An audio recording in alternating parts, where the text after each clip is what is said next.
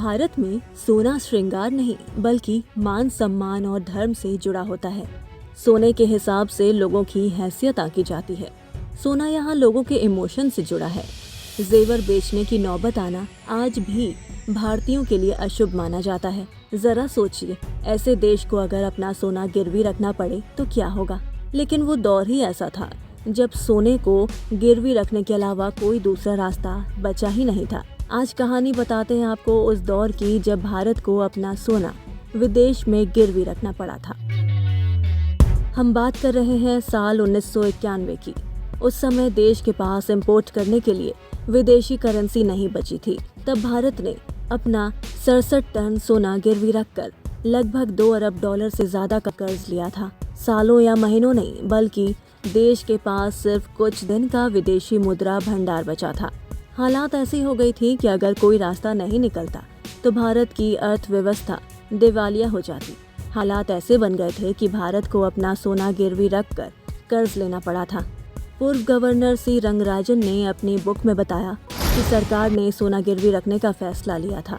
Mumbai airport पर एक charter plane खड़ा था। इस प्लेन में ये सोना रखवाया गया, जिसे लेकर प्लेन इंग्लैंड गया और तब जाकर हमें कर्ज मिला। वो दौर ऐसा था जब देश में कारोबार पर सरकार की दखल अंदाजी चरम पर थी। देश में लाइसेंस परमिट राज था, यानी कि हर चीज के लिए लाइसेंस की जरूरत पड़ती थी।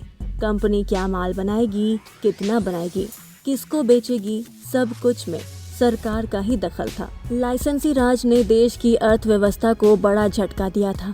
देश की क्लोज्ड इकोनॉमी और राजनीतिक अस्थिरता ने अर्थव्यवस्था को खोखला कर दिया था। इकोनॉमी पहले से ही हिली हुई थी, ऐसे में और खाड़ी युद्ध ने गरीबी में आटा गीला कर दिया। हालात ऐसी हो गई थी कि भारत को तेल आयात करने के लिए दोगुना पैसा खर्च करना पड़ रहा था। अब प्रधानमंत्री चंद्रशेखर, उनके वित्त सलाहकार मनमोहन सिंह, वित्त मंत्री यशवंत सिन्हा और आरबीआई गवर्नर एस वेंकटरमणन ने मिलकर एक बड़ा फैसला लिया। फैसला था सोना गिरवी रखने का। आरबीआई की ओर से इंग्लैंड और जापान के बैंकों से डील की गई। इस तरह से आरबीआई ने 47 टन सोना गिरवी रखकर $400 मिलियन जुटाए। स्पेशल प्लेन ने बैंक ऑफ इंग्लैंड और बैंक ऑफ जापान भेजकर उसे गिरवी रखा। अब चूंकि सोना गिरवी रखना आज की तरह उस जमाने में भी शर्म की बात थी।